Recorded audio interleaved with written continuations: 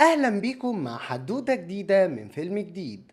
قبل ما نبدأ ما تنسوش تعملوا لايك وشير للفيديو وتعملوا سبسكرايب للقناة لو لسه ما عملتوش، وتفعلوا زرار الجرس علشان يوصل لكم منا كل جديد. بيبدأ الفيلم في شمال العراق وبنشوف عمال كتير، وبيكون في ناس بتبحث عن الآثار، وبنشوف ولد صغير بيجري على عالم الآثار ميرين وبيقوله انهم وصلوا لحاجة، وبيروح ميرين معاه وبنشوفهم بيلاقوا كنز، وبيدور ميرين كويس وبيوصل لتمثال صغير على شكل تنين، واللي أول ما بيشوفوا ميرين بيتوتر ووشه بيتغير. بيروح بعدها ميرين يودع واحد من صحابه لأنه مسافر، وبيكون لسه متوتر ومش مركز، لكن قبل ما يسافر بيرجع تاني ميرين للمكان اللي لقوا فيه قطعة الآثار دي.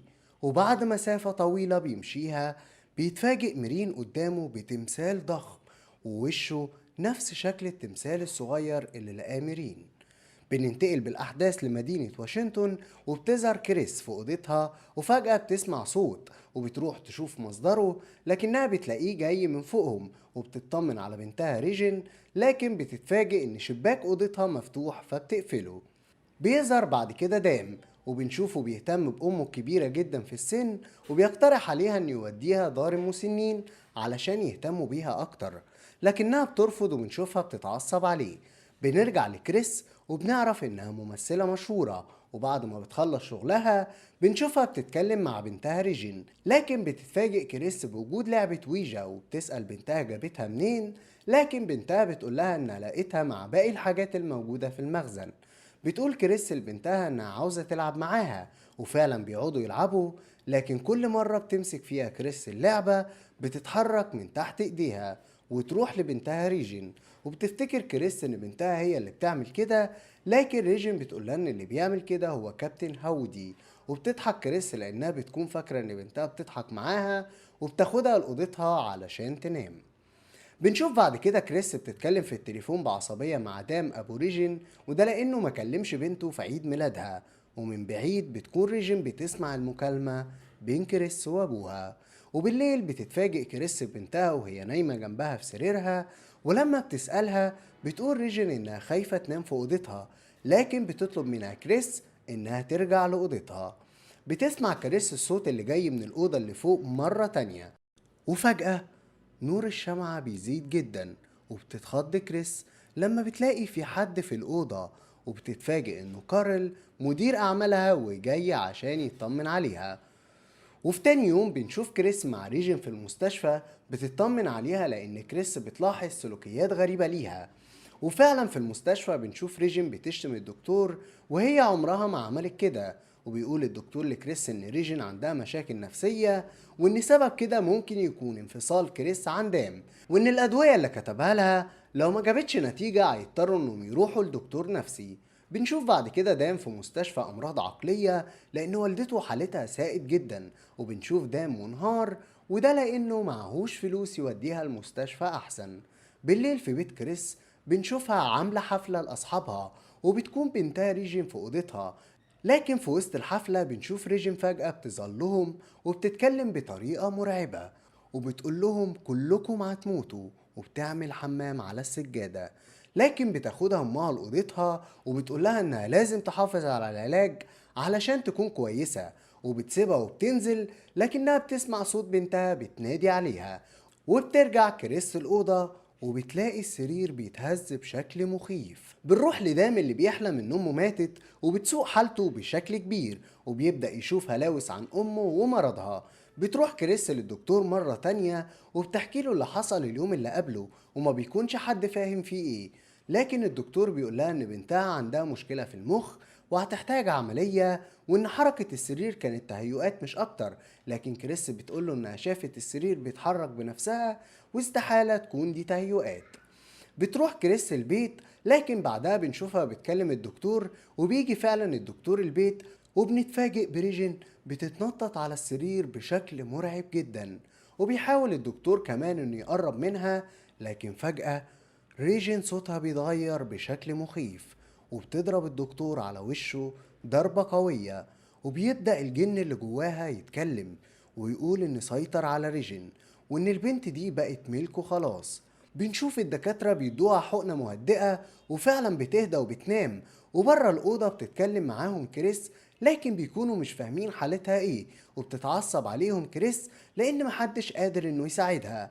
بيقول لها الدكتور انهم هيعملوا أشعة يمكن توضح ايه اللي عندها، لكن الأشعة بتكون سليمة، وعلشان كده بيقول الدكتور لكريس ان الأمل الوحيد انها تشوف دكتور نفسي. بتروح كريس البيت، وفجأة بنشوف النور بيقطع في البيت كله، وبتروح تطمن على ريجن، لكن بتلاقي الشباك مفتوح تاني والغطا متشال من على ريجن، وعشان كده بتغطيها وتنزل.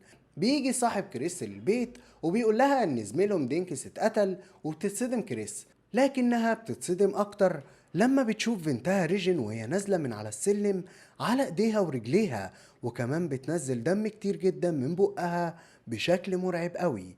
بيجي الدكتور النفسي وبنشوفه بيتكلم مع ريجن، لكنها بتتحول وبتضربه وبتخنقه. بنشوف المحقق اللي بيحقق في قضية قتل دينكس وبيتكلم مع دام، وبيقول له إذا كان يعرف أي حاجة تساعدهم على إنهم يوصلوا للقاتل، لكن بينكر دام وبيقول إن ما يعرفش أي حاجة عن الموضوع ده. وهنا بيفاجئوا المحقق لما بيقول له إنهم لقوا جثة دينكس كانت راسه ملفوفة 180 درجة، وإن اللي قتل دينكس أكيد له علاقة بالسحر. بيقول دايما ان قرا كتب كتير عن السحر، وانه مؤمن بوجود قوة السحر، لكنه ما يعرفش اي حاجة عن اللي حصلت لدينكس.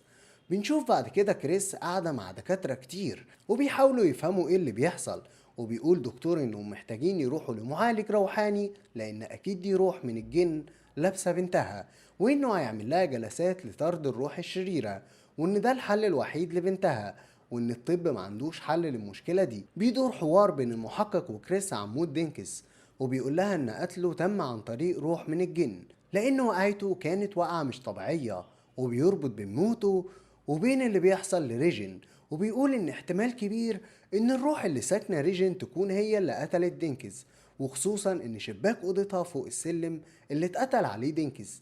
لكن كريس بتنكر كده تماما، وبيعتذر لها المحقق عن تفكيره ده وبيخرج.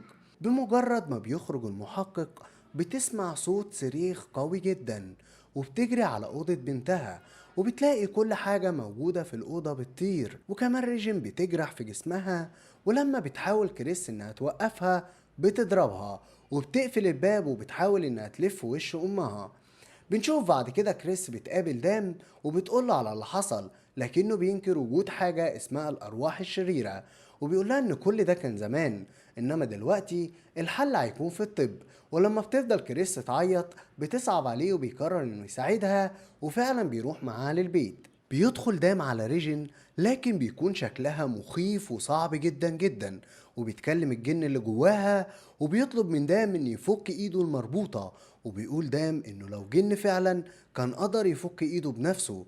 وبيتغير صوت ريجن وبتتكلم بصوت ام دام واللي ماتت في المستشفى. بنشوف بعدها دام بيتكلم مع كريس وبيقولها ان محتاج دليل قوي يقدر بيه ياخد موافقة الكنيسة على عمل طقوس طرد الارواح، وبيسألها اذا كانت ريجن تعرف ان امه ماتت ولا لا، وبتقوله كمان ان هي ما كانتش تعرف ان امه ماتت. وبنتفاجئ بوجود المحقق وهو بيراقب بيت كريس، وبيشوف دام وهو خارج من عندها.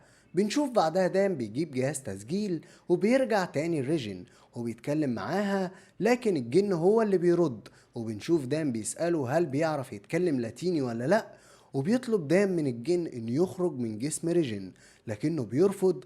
لكن بنشوف دام بيطلع مية وبيقوله ان دي مية مقدسة وبيرميها عليه، وبيحس الجن اللي في جسم ريجن كأنه بيتحرق.